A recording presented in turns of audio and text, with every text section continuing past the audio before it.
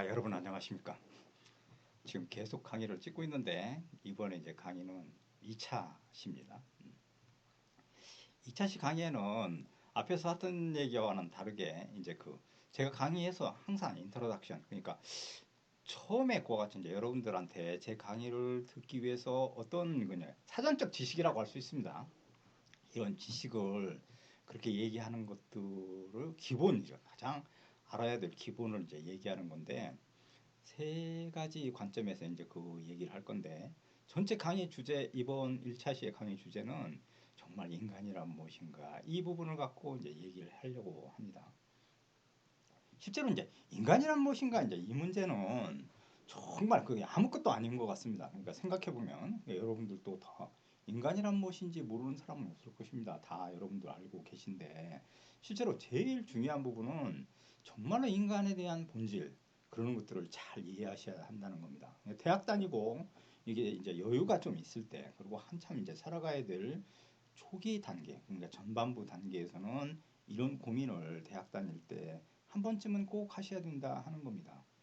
그래서 가령 예를 들면 이렇습니다. 여러분이 이제 그 전문가가 돼가지고, 가령 예를 들면 전문가가 돼서 돈을 엄청 벌었다고 생각해 봅시다. 1,000억을 벌었습니다. 근데 정말 인간이란 무엇인가를 모르게 되면 언제 이제 그 친구와 그렇게 이제 했는데 그 친구를 파악하지 못해서 정말로 한 번에 사기를 당해가지고 완전히 망했다. 이거는 누구를 원망하거나 이럴 수도 없는 것들에 해당되는 겁니다. 그냥 가만히 생각해 보면 실제로 그 대학에 나와서 정말로 인간을 이해하지 못해가지고 사기를 당했다. 그거는 정말로 있을 수 없습니다. 그러니까 왜 그런 거 아니? 그 인간에 대한 그런 이해를 대학 다닐 때 고민해가지고 이해해놨다면 미리미리 대처해서 그런 상황을 슬기롭게 헤쳐나갔을 건데, 그러지 못했다는데 이제 문제가 있다는 겁니다. 그래서 이번 학기 동안, 한 학기 동안은 여러 주제를 갖고 우리가 다양한 얘기를 하겠지만, 가장 본질로 돌아오면 정말 인간이란 무엇인가, 이 문제를 갖고 한 학기 동안 고민을 하고, 이걸 통해서 여러분들은 많은 이제 그러니까 인문적 소양과 그다음에 살아가는 지혜, 이런 것들을 배우셔가지고 그걸 잘 적용하시기를 이제 부탁드립니다. 실제 인간이란 이제 무엇인가, 이 문제를 갖고 우리가 좀 얘기를 해보면 이제 여러 가지 이제, 그러니까 우리가 한 5천 년의 역사를 갖고 있는데 살아가면서 다 한마디씩 나눴습니다. 그러니까 인간이란 무엇인가, 이 문제에 대해 가지고 어떤 사람들은 뭐 정치학과에서는 정치적 동물이다, 물론 사회학과에서는 사회적 동물이다, 이렇게 얘기하겠죠. 그러면 이제 기계과에서는 뭐라고 했을까요? 이 기계과에서는 인간은 기계적 동물이다, 이렇게 얘기하려니까 창피하니까 인간은 기계다, 이래 놨습니다. 제가 얘기하다가 막 웃었는데, 그럼 식품영양학과에서는 뭐라고 했을까요? 식품영양학과, 인간은 식품이다, 뭐 이렇게 고차적으로 얘기하지 않고 인간은 감자다, 이랬습니다. 그러니까 실제로는 정치적 동물부터 감자까지 다 그렇같이 정의했지만, 우리가 다시 돌아와 가지고 정말 인간이란 무엇인가 이렇게 물었을 때 그거에 대한 정확한 답, 그러니까 본질에 가까운 답을 하는 사람들은 정말로 찾아보기가 힘듭니다. 만약에 여러분들이 인간이란 무엇인가, 이 문제를 완전히 이해했다면 이 수업은 들을 필요가 없습니다. 실제로는 가만히 생각해 보면 인간이란 무엇인가, 이 문제는 정말로 우리가 죽을 때까지 공부하고 고민하고 그렇게 되는 그러는 것이라고 이제 말씀드릴 수 있습니다. 따라서 이번 학기 동안에 정말 인간이란 무엇인가, 이 문제를 갖고 이제 다 같이 이제 좀 고민하면 이제 그렇게 할 건데, 실제로 우리가 이제 이 부분을 전체를 다 이제 얘기할 수는 없는 겁니다. 그래서 인간이란 무엇인가, 이 부분에 대해서는 세 가지 파트로 우리가 나눠서 그 문제를 짚어보고 사회적 구조와 연관시켜서 우리가 살아가는, 그러니까 우리 시대를 좀 이해하고 그다음에 이제 어떻게 살 건가, 그런 고민을 하고, 특히 자신을 갖다가 그와 같이 정립했다면 타인을 어떻게 그와 같이 구분하고 그다음에 그와 같이 할 것인지, 이런 고민, 이러는 것들이 이제 제일 중요한 거라고 할 수 있습니다.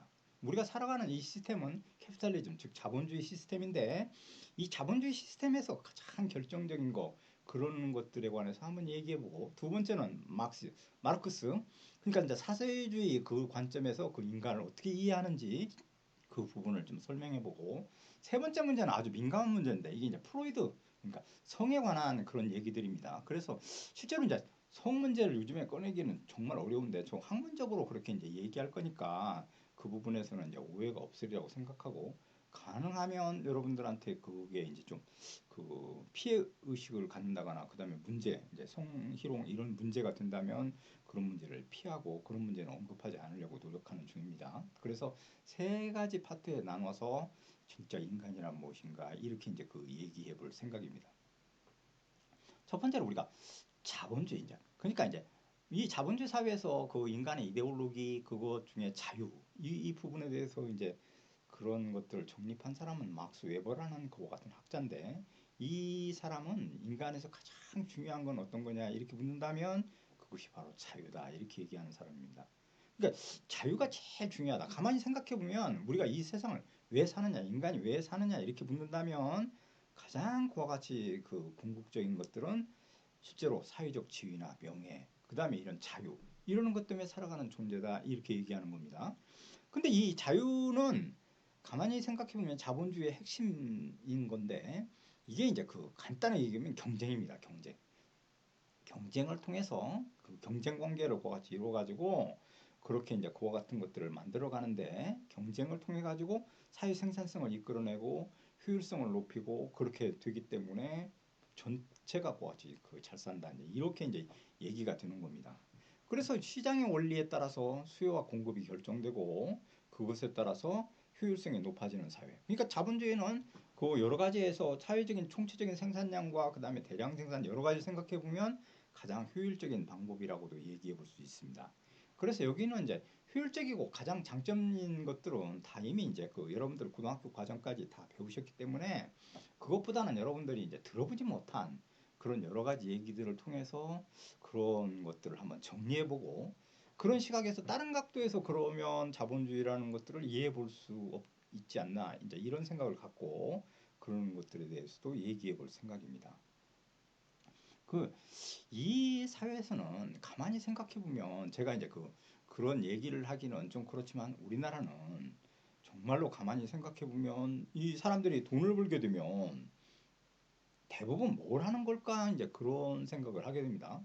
그러니까 이 연예인이랄지 이 대부분의 사람들 요즘에 와가지고 자기들이 그 건물주가 돼서 이제 그 코로나가 오면서 이제 그 돈을 못 버는 그 임대업자들한테 이제 그 임대료를 감면해주고 뭐 이러는 것들이 선행처럼 지금 돼가지고 많은 연예인들이 거기에 참여하고 있습니다. 그러니까 뭐 이게 실명을 거명하면 그렇게는 하지만 뭐 김태희를 비롯해서 비도 그렇고 뭐 원빈도 그렇고 뭐 많은 그런 그 연예인들이 그 이제 서장훈을 비롯해서 모든 연예인들이 그 임대료를 이제 낮추었다. 이제 이게 자랑스럽게 얘기되는 것들입니다.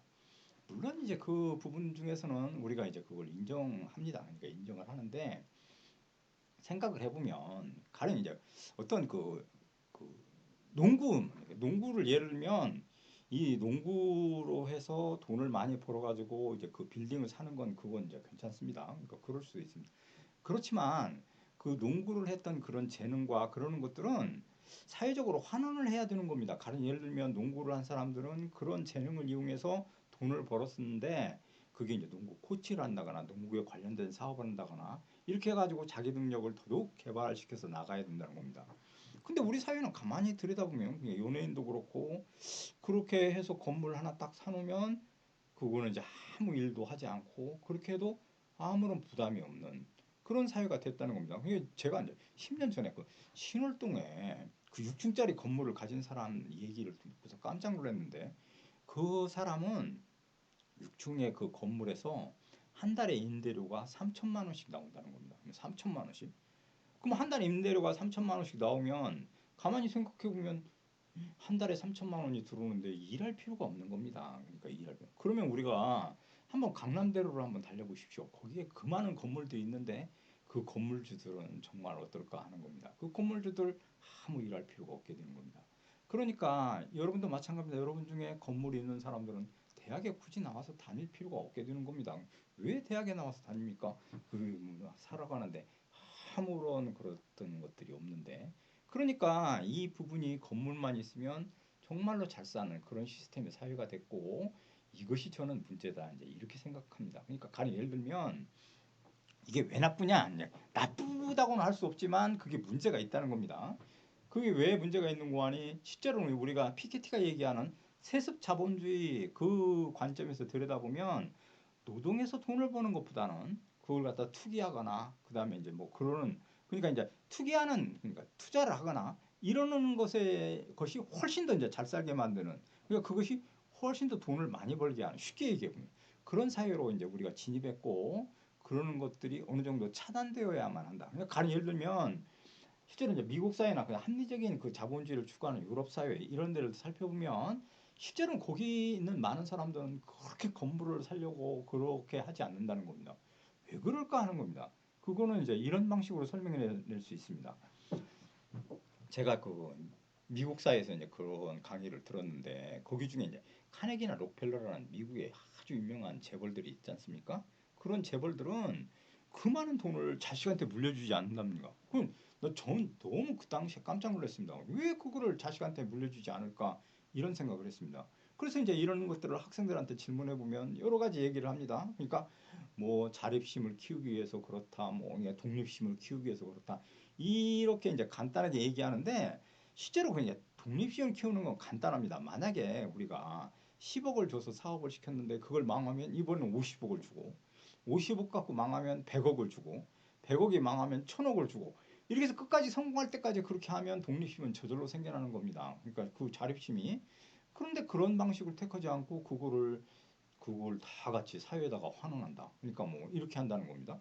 그 왜 그럴까? 이제 그렇게 하면 정말로 미국의 그와 같은 제도랄지 합리적인 자본주의를 추구하는 유럽 사회 이런 데서는 상당히 그걸 갖다가 상속하면 막대한 세금을 때립니다. 그러니까 그 미국은 제가 알기로는 그 전체 상속액의 90%를 거의 국가가 가져가고 한 10% 정도가 이제 자식한테 상속된다는 겁니다.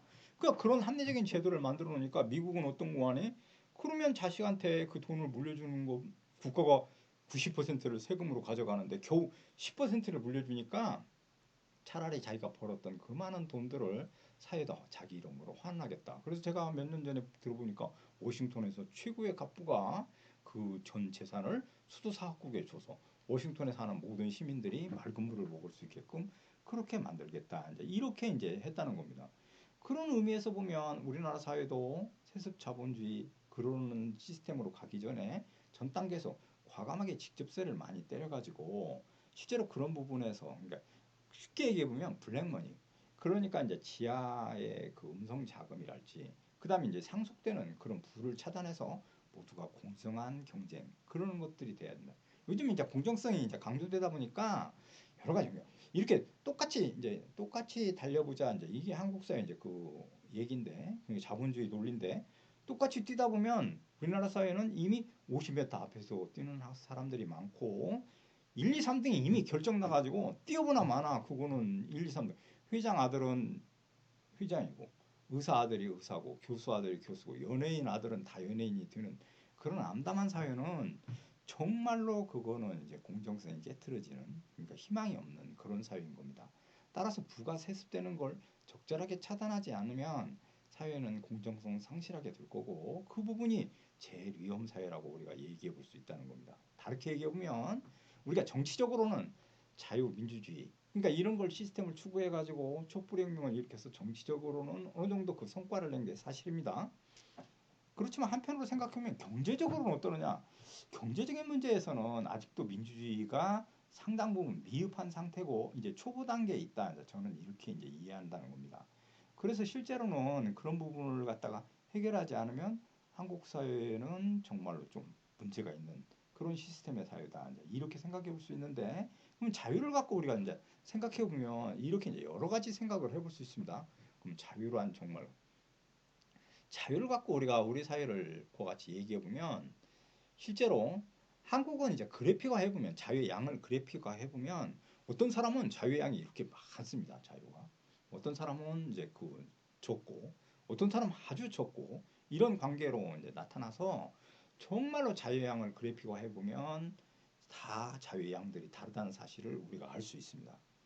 그러면 이제 한국 사회에서 가장 자유스러운 사람은 누굴까 하는 겁니다. 그러니까 이 여러 가지 고민을 하고 그런 자유로운 생각과 그런 의문, 그러니까 왜 그렇게 되는가 하는 것들을 항상 생각해 봐야 되는데 가만히 생각해 보면 한국 사회에서 제일 자유스러운 사람. 저는 이제 학생들한테 이제 수업 방식 중에 소크라테스 삼파법이라고 그래가지고 계속 좀 질문을 하고 학생들과 많은 대화를 하려고 노력하는 중입니다. 그래서 그 틀려도 좋고 그걸 대답 못했다고 해서 제가 점수를 깎는다거나 이런 일은 일어나지 않기 때문에 아무렇게나 대답해도 좋습니다. 그래서 이제 이렇게 쭉 대답을 하면 많은 학생들은 한국에 제일 그렇게 이제 자유스러운 사람은 거지라는 답변을 하는 학생이 많습니다. 근데 이제 그 거지라고 하면 여러분들이 그 거지의 세계를 잘 몰라서 그렇습니다. 제가 대학 다니며 할 일이 없어서 서울역에 가서 거지들을 관찰했는데 그 거지들도 이렇게 구역, 섹터가 있습니다. 그래서 자기 구역에서 건너가 다른 구역으로 가면 다른 거지나 왕초한테 얻어맞고 자기 구역으로 돌아올 수밖에 없는 한국의 거지는 거주 이전에 자유가 없습니다. 그러니까 이제 그 거지는 그 안에서 활동할 수밖에 없기 때문에 정말 자유롭다고 얘기할 수 없습니다. 어떤 학생은 아기들이 제일 자유스러워. 근데 그 아기들은 방 안에서만 자유스러운 겁니다. 그래서 한국은 정말로 자유스러운 사람이 누굴까 이렇게 묻는다면 실제로 우리가 생각해 보면 제일 자유스러운 사람은 돈이 많은 사람입니다. 진짜로 그렇습니다. 돈이 많으면 오늘도 기분이 꿀꿀하다 이러면 LA에 그렇게 비행기 타고 날아가서 빠친코 하는 데 가가지고 하루에 10억을 써도 아무 부담이 없는 남자. 거기서 그것도 질리면 이제 말레이시아나 이제 이런 데 날아가가지고 공발바닥 웅담 먹고 한국에 돌아와서 에브리데이 썬데이인 사람. 이게 진짜로 자유스러운 사람입니다. 그러니까 실제로 자유란 그냥 우리가 법적으로 그다음에 제도적으로 법률적으로 모든 것들이 다 한국은 자유롭다. 이제 이렇게 얘기하지만 실제로 돌아와서 생각해 보면 자유는 무엇에 비례하느냐? 그거는 진짜로 우리가 생각 본질은 자기 사유재산, 그러니까 자기가 갖고 있는 재산에 비례한다. 이렇게 얘기할 수 있습니다. 충격적인 것 같지만 그게 진실입니다. 그러니까 실제로 돈이 많은 사람이 자유롭다 이렇게 얘기하는데 그 자기의 사유재산, 그러니까 돈이 많으냐 적으냐 이런 차이에 의해서 자유롭냐 자유롭지 못하느냐 이것이 결정되는 사회다 이렇게 이제 얘기해 볼 수 있다는 겁니다. 근데 이제 그것 중에 이제 그럼 이제 거기까지 그 고민을 하고 나면 실제로 그러니까 자유롭다 이렇게 했지만 실제로는 자유롭지 않고 자기의 사적 재산 그러니까 사유 재산에 따라서 자유롭냐 자유롭지 못하냐 이것이 결정되는 사회 이 시스템 사회이기 때문에 이 부분을 갖고 우리가 고민해 보면 자본주의의 모순 이런 것들을 금방 이해하게 됩니다. 그러니까 쉽게 얘기해 보면 정말로 저도 그 기사를 읽고 진짜 그런 일이 있었나 하는데 압구정동의 어떤 아줌마는 이렇게 한답니다. 3천만 원짜리 그 명품 가방을 준비한 다음에 빨주, 노초, 파남 뭐 이렇게 무지개로 7가지 색깔을 준비한 다음에 월요일은 빨간색 갖고 가고 그다음에 화요일은 파란색 들고 나가서 자랑한다는 겁니다. 근데 제가 생각하기에 우리 주변에 많은 제가 본 아줌마들은 대부분 3천만 원짜리 명품 가방이 어떻게 생겼는지도 모를 뿐만 아니라 실제로 평생 동안 한 번도 들어보지도 못하고 죽어가는 그와 같은 것이 바로 현실이라고 얘기할 수 있습니다. 그래서 실제로 생각해 보면 한국의 그와 같은 자본주의의 가장 커다란 그 모순은 실제로 돈은 많은 사람들은 너무 돈이 많고 돈이 없는 사람은 너무 없는 貧부의 격차 문제가 아주 고아지 심각하게 나타난 거라고 얘기해 볼 수 있습니다. 그러니까 빈부의 격차 이 문제를 효율적으로 해결하는 것들이 정말 중요한데 그 부분이 자본주의 사회에서 경쟁 그걸 통해 갖고 효율성은 달성했지만 잘 사는 사람은 너무 잘 살고 못 사는 사람은 너무 못 사는 그런 시스템의 사회로 갔다는 것에서 문제의 그 심각성이 있습니다. 따라서 이거는 이제 정치적으로는 우리가 민주주의를 이루어가지고 자유롭게 어떤 얘기들을 하고 댓글을 달고 자기 의사 표현과 그 다음에 여러 가지 그 자기 의견을 개진해 갖고 얘기하는 부분에서는 성공적으로 그래 정치 체계를 이제 그 이루어가는 중입니다. 그러나 이제 경제적으로 들여다보면 정말 그와 같은 부분에서는 심각하게 사회 문제화 돼 있고 제 생각에는 진짜 그 여러 가지 이제 그렇게 이제 생각해 볼 수 있는데 본질적으로 우리가 그 돈 문제, 경제 그 문제에서 이런 것들이 그러니까 잘 사는 사람들을 우리가 비난하거나 이럴 필요는 없지만 실제로 그런 부분들은 잘 사는 사람들이 해야 되는 그러니까 그 노블레스 오브리지 그러니까 귀족의 책무라고 할 수 있는데 그런 부분에서 한국의 많은 재벌과 부르주아층들은 그런 것들을 같이 각성해야 된다. 왜 그런 거 아니? 제일 중요한 거는 이런 사회가 있기 때문에 개인이 그렇게 발전적이고 돈을 모을 수 있었던 거라고 우리가 얘기해 볼 수 있기 때문에 그렇습니다. 그런데 이 당시에 우리가 어떤 장치, 경쟁을 통해서 돈을 벌고 잘 살고 못 사는 거 이러는 것들은 당연하게 받아들이는 경쟁 시스템인데 그거 갖고서 그 양분시켜가지고 그러니까 부르주아와 프롤레타리아트를 나눠서 그거를 갖다 비판하거나 이러는 건 잘못된 겁니다. 그런데 제가 이제 여기서 하고자 하는 가장 핵심적인 사항은 정말 그렇게 이제 노는 사람들이 노는 사람들이 아무 일하지 않고 그렇게 하는 사람들이 잘 살고 왜냐하면 이제 열심히 노동하는 사람들이 못 사는 그런 것들을 어느 정도 이제 합리적인 방식을 통해서 이제 그러는 것들을 최소화하는 것이 가장 중요한 거다. 이제 이렇게 이제 말씀드릴 수 있다는 겁니다. 그러니까 이제 한국은 지나치게 이제 그 졸부근성이라고 그래가지고 너무 이제 급작스럽게 돈을 번다거나 투기를 해서 그러니까 부동산 이런 걸 통해 가지고 돈을 벌게 되니까 그거에 대해서 막무가내로 돈을 사용하고 자기를 과시하는 그러니까 그 과시 소비 형태 이런 것들을 보이는 것들은 정말 문제가 되는 그런 그러니까 이게 이제 졸부의 습성이고 졸부가 그렇게 자기를 과시함으로써 자기를 드러내려고 하는 그런 현상들이 한국에 보편적으로 나타나는 경우도 있습니다.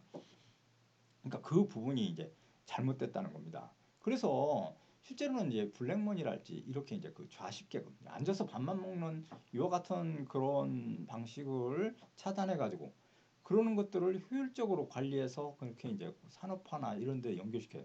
더럽게 얘기해 보면 그러는 것들 그런 자금이나 그런 블랙머니 그다음에 부동산의 고가 통해서 하는 것보다는 노동을 통해서 일을 통해 가지고 돈을 많이 버는 그런 사회로 건전한 사회로 만들기 위해서는 그런 부분들이 필요한 건데 한국 사회에서도 그런 부분에서 상당 부분 고민하고 그런 방식으로 풀어나가야 된다. 이게 이제 제가 이제 자본주의 사회에서 일어나는 장점과 단점 이거 그다음에 자유 이러는 것들에 대해서 그렇게 얘기해 본 겁니다.